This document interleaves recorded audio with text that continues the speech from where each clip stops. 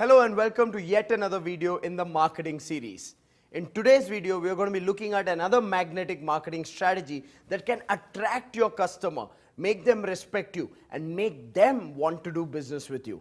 So are you ready to learn editorial marketing, which according to me is going to be a game changer for those of you at least in B2B businesses. If you're ready to learn editorial marketing, turn to the person next to you, give them a high five and say, I am ready. Wonderful. Thank you. So some of you must be wondering, what is editorial marketing? Well, hold on. This is something that even if you Google, you will not find an answer, because this is something we have created as a magnetic marketing strategy which has worked like magic for hundreds of businesses in the B2B space. So the idea behind editorial marketing is for you to launch a media or an education-based blog channel. Yes, you heard me say that. It's for you to launch a media or an education-based blog channel, and using this media and education-based blog channel, you will interview decision makers who are your target audience. The idea behind interviewing decision makers is that nobody ever says no to an interview, and this is an effective mechanism for you to open the door of those influencers, of those hard to get decision makers in a manner where they welcome you, they greet you, and they want to be associated to you. So that's what is editorial marketing: to create a media or a knowledge-based blog channel and interview decision makers, sharing their views, their best practices, their journey, their success stories on that, which gives them recognition and builds a relationship for you with them.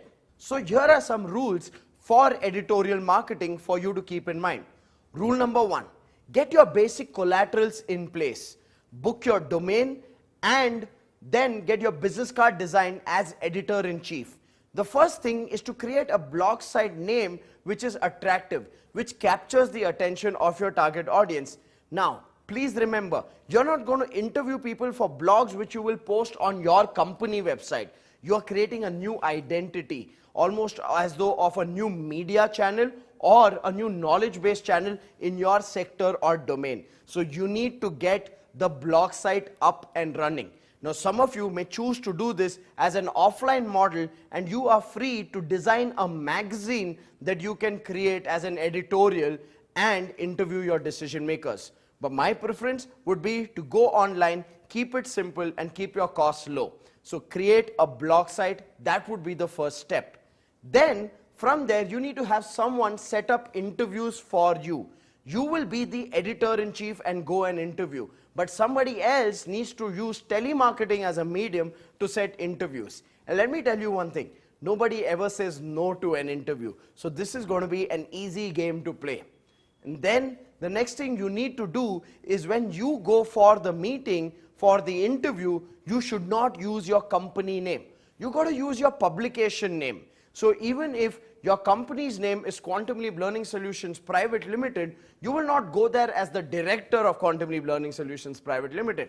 You would go there as the editor-in-chief for a blog that you would have created called amazingleaders.com. So you will go there as the editor-in-chief for amazingleaders.com to interview the decision maker as an amazing leader.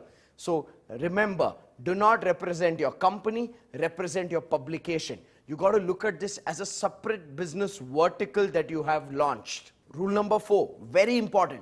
In the interview, be the editor-in-chief. Don't be a business owner or a salesperson. Don't start selling your products and services.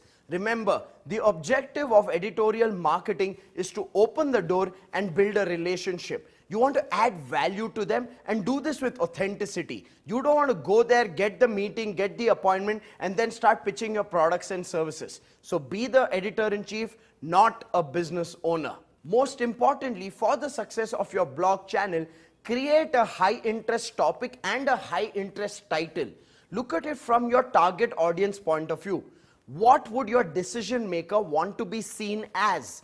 And then name your blog site accordingly, or the section of your blog site for which you are interviewing them accordingly, because they need to be attracted to be featured as that blog title or that blog topic. So make sure that you're creating a high interest topic and blog title.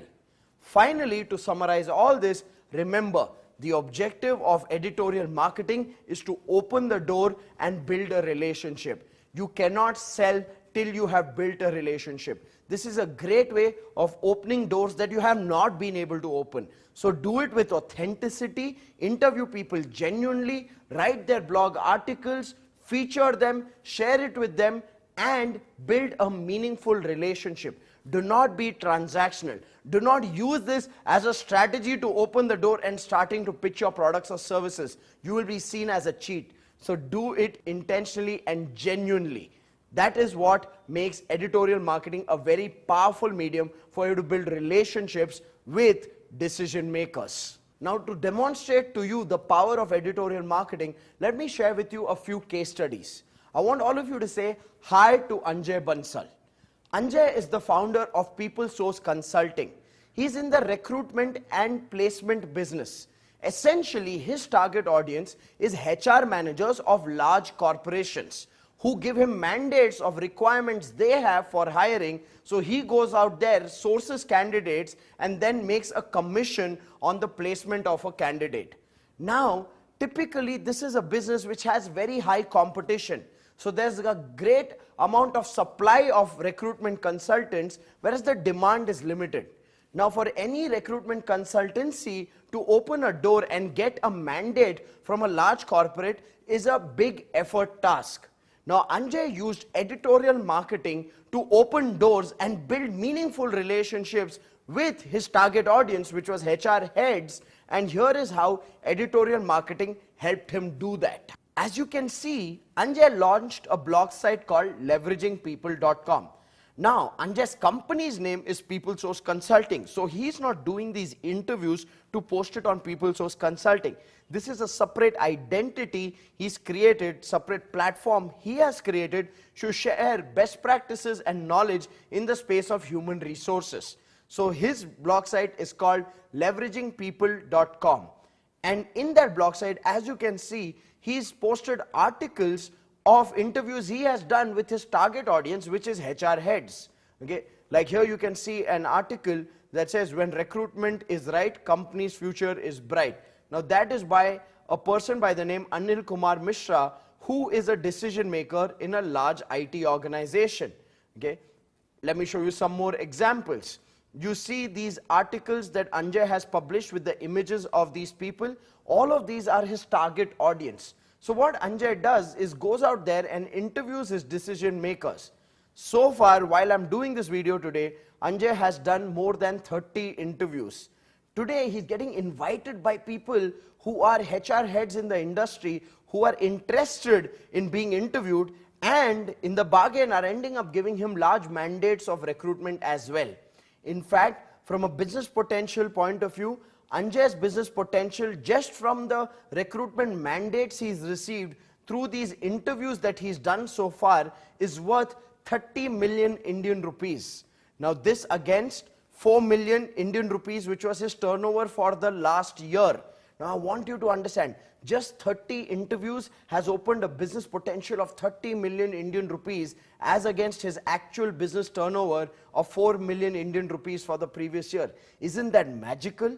It doesn't stop at that. Anjay has got a mandate to recruit 40,000 people to migrate to Japan.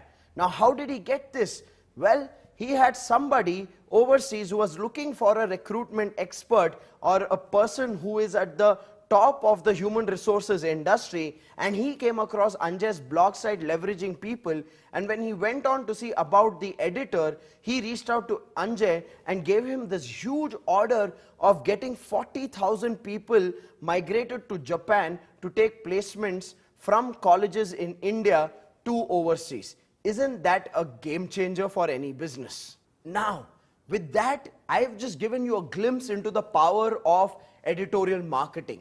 Think about it. Someone like Anjay creates a blog site called Leveraging People, reaches out to human resource heads of large IT organizations or non-IT organizations, asks them to interview them on the topic of human resources, and then writes articles about what they have to say, shares it with them, builds a relationship over a period of time, and then opens doors for business exchange between the two organizations. Isn't that a phenomenal way of opening doors which were never opened just as effortlessly as they are today using editorial marketing? Let me give you another example.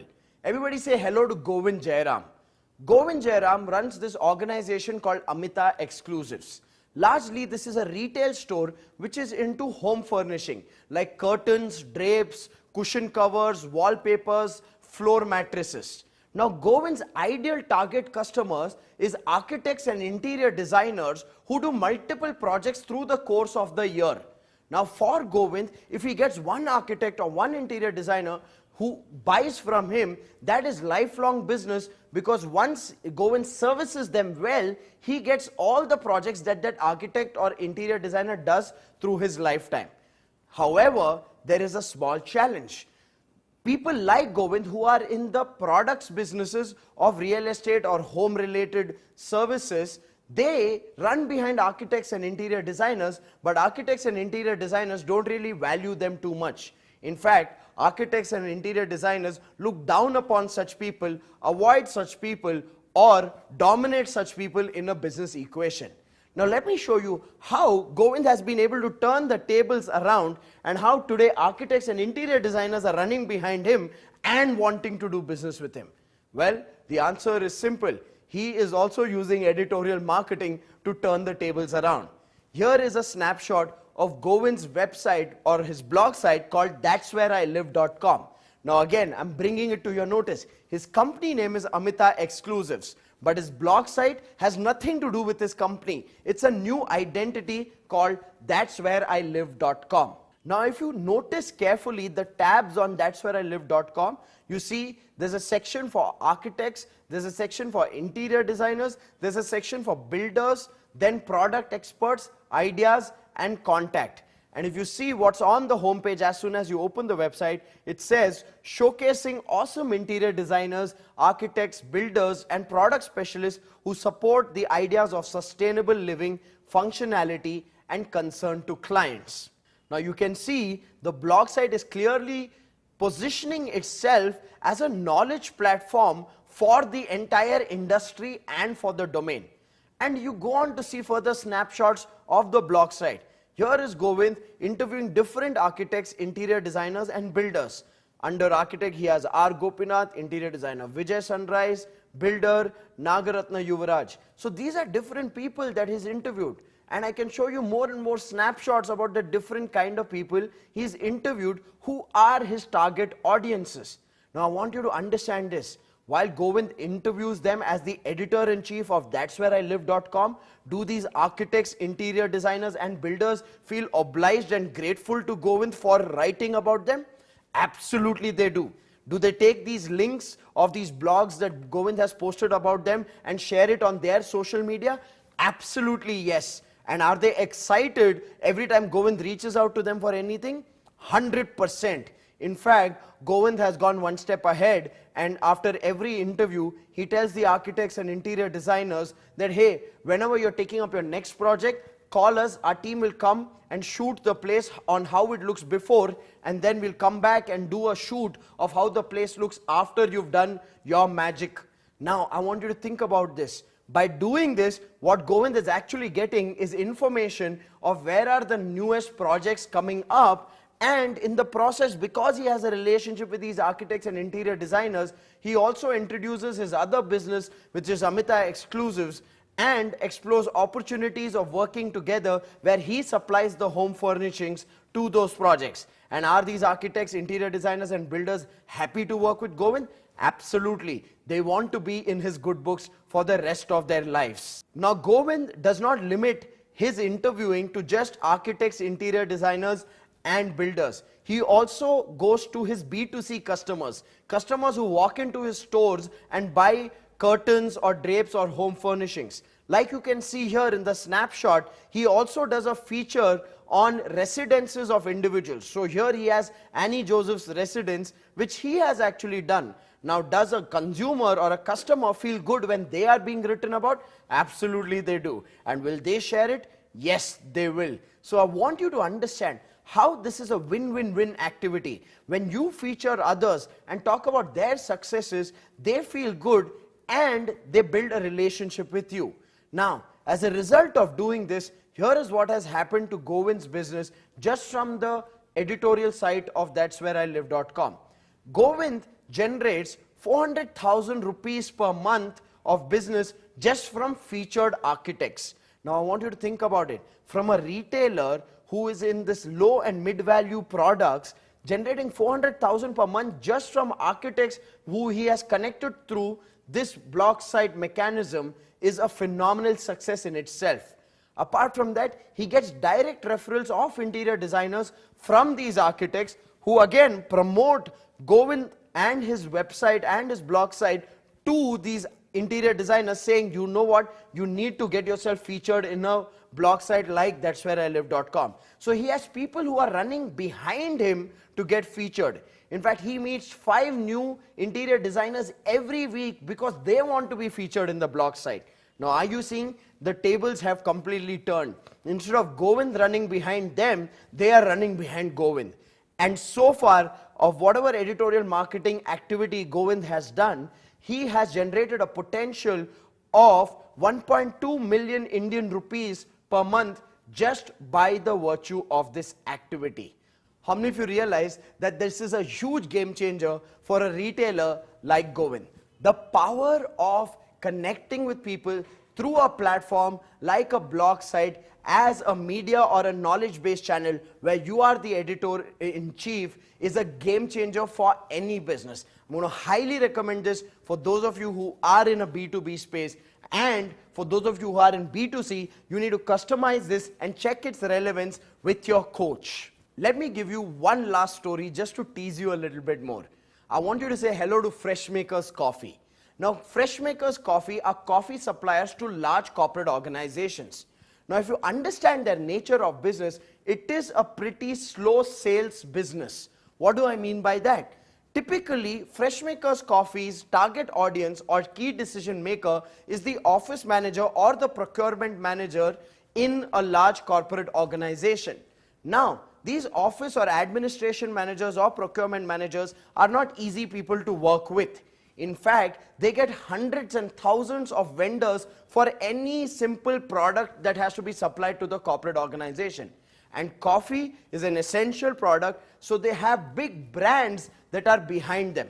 Now, typically in this industry, the customer does not change or switch to a new vendor immediately. It's a long follow-up process, and they switch only if they are unhappy with the existing supplier. Now, for Freshmakers Coffee, this was a pretty challenging process of penetration into a new customer.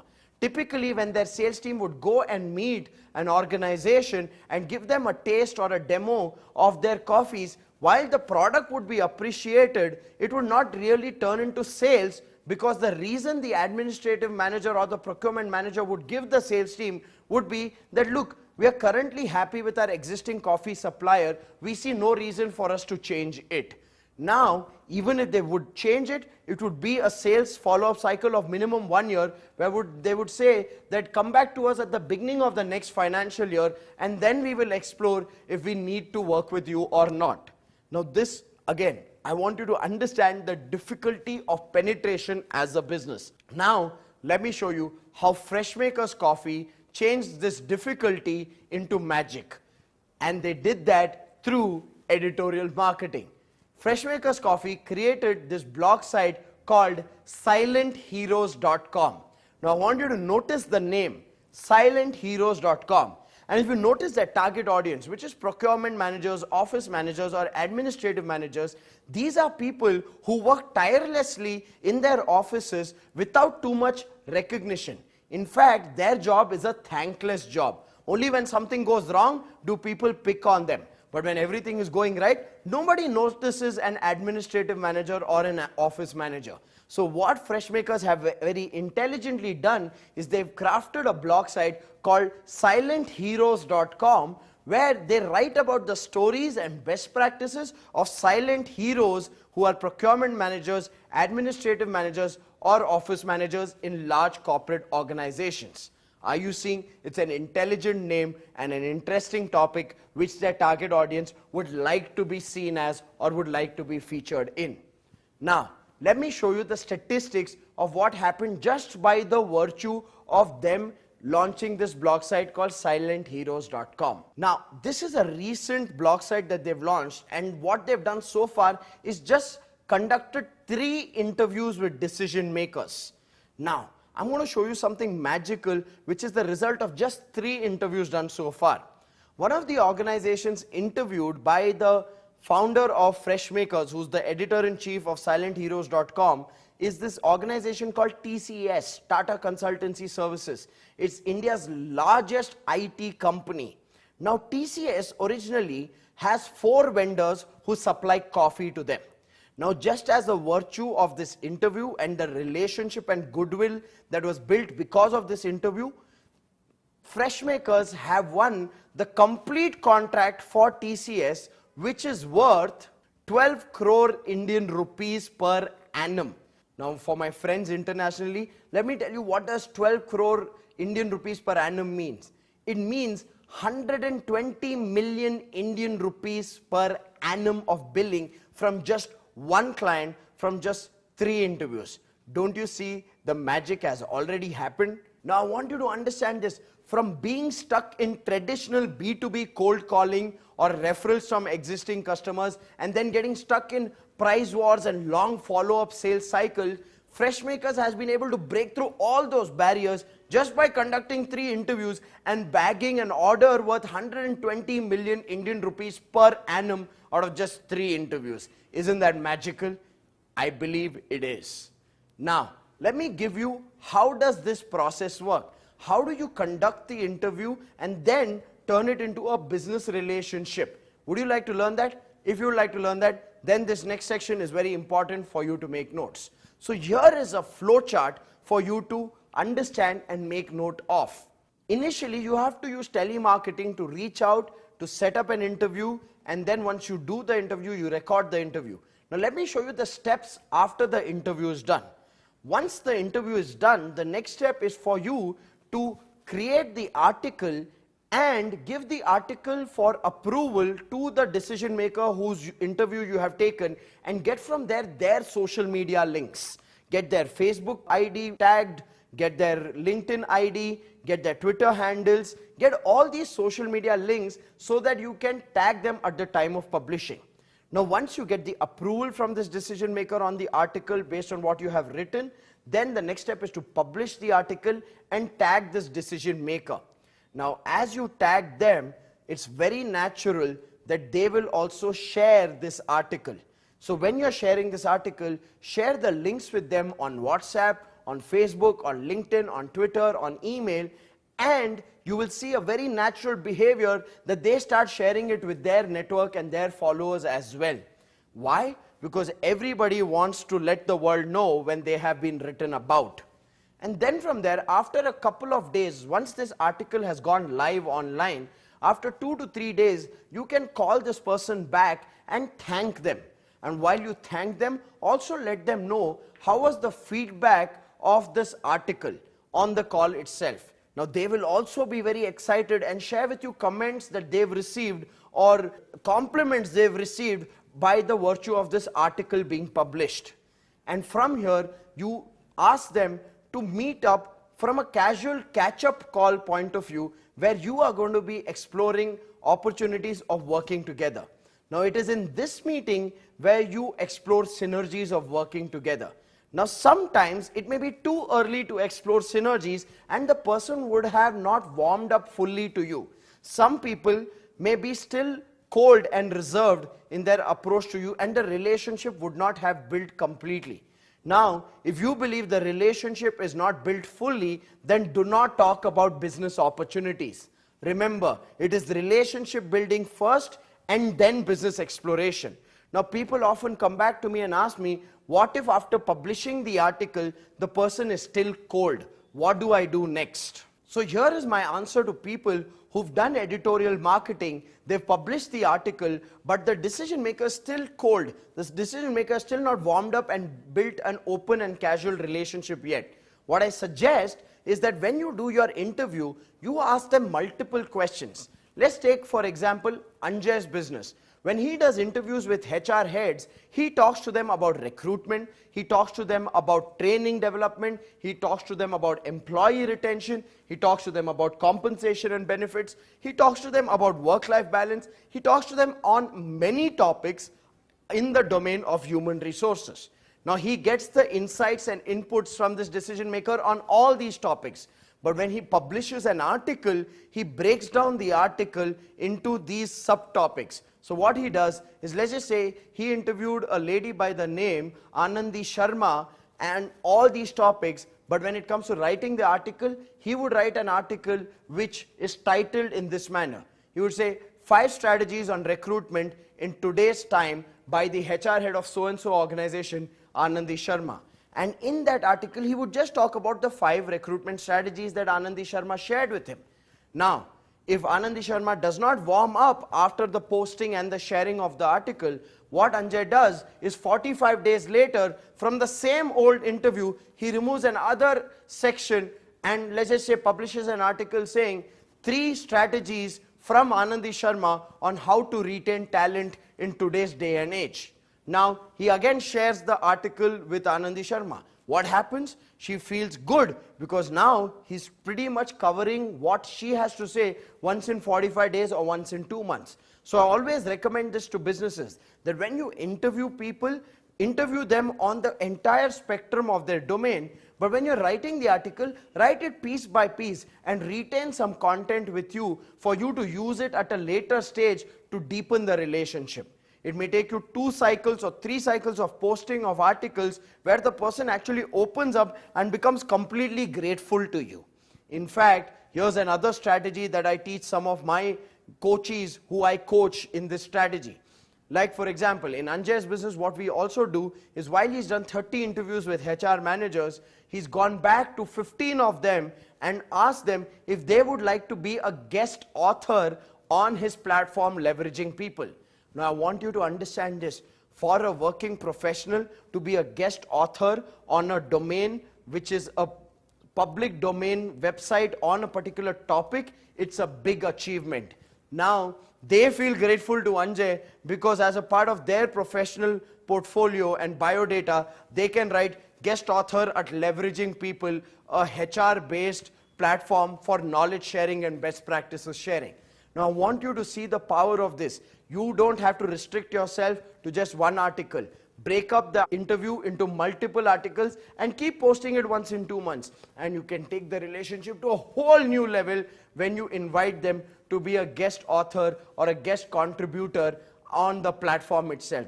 They become grateful to you and your relationship becomes really, really deep. So that's how you build the relationship using editorial marketing and then explore synergies of working together.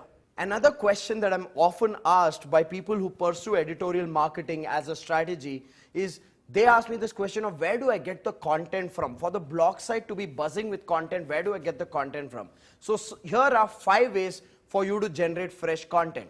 The first one is through interview articles. And again, some people face a barrier here where they say, when I'm starting initially, people will ask me, nobody's on the blog platform, nobody's on the media channel who has been written about, so how do I give you my interview? Well, my recommendation is, start with your existing customers. Tell them it's your new venture and you would like to interview them first. They are more open to you. You get few of your existing customers, write about them, the platform looks alive and buzzing, and then you go to a colder market and reach out to them and bring them into the platform. So first way of generating content is through interview articles. The second way is through self-published articles. As a part of your content marketing, you are writing blog articles too.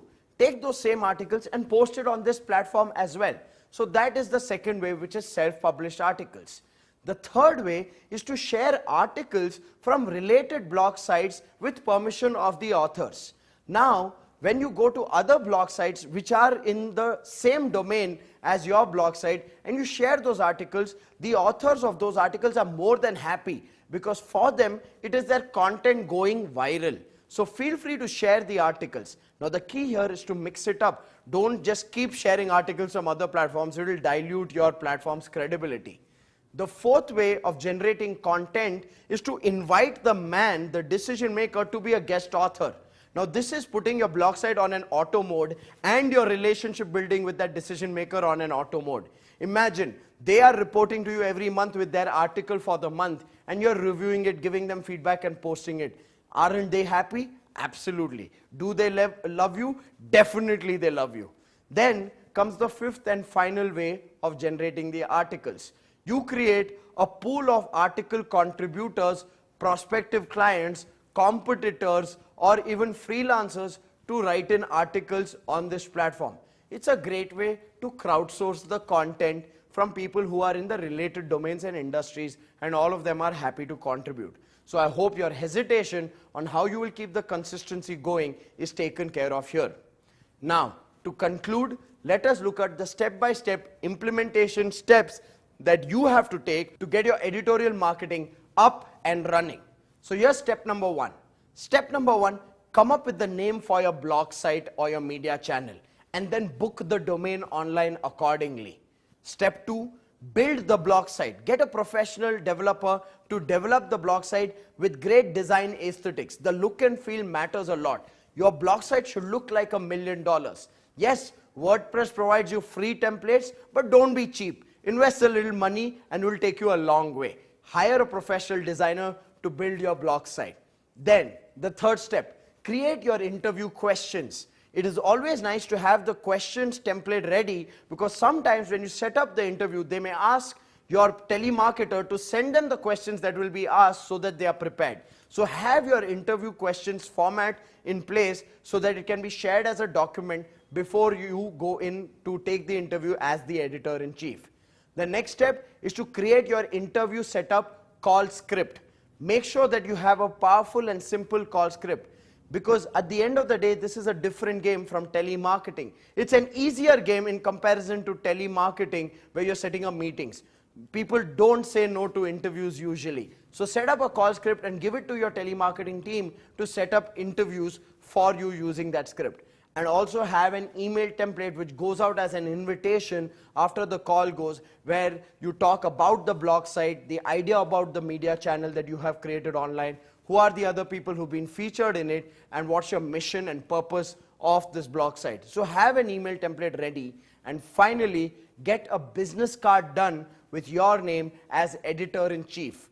Now people ask me, how do I introduce my core business? I always say you can have a two-sided business card. On one side, your blog site, your blog channel name and editor-in-chief as your designation, and on the other side, your core business name and CEO as the designation.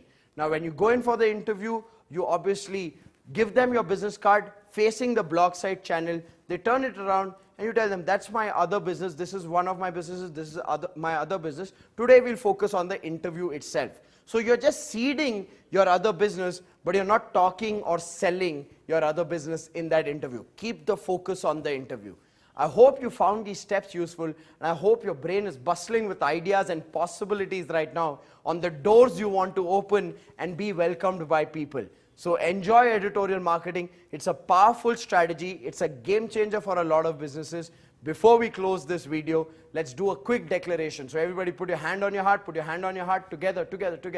Hand on your heart, and together, level 10 energy. Repeat after me.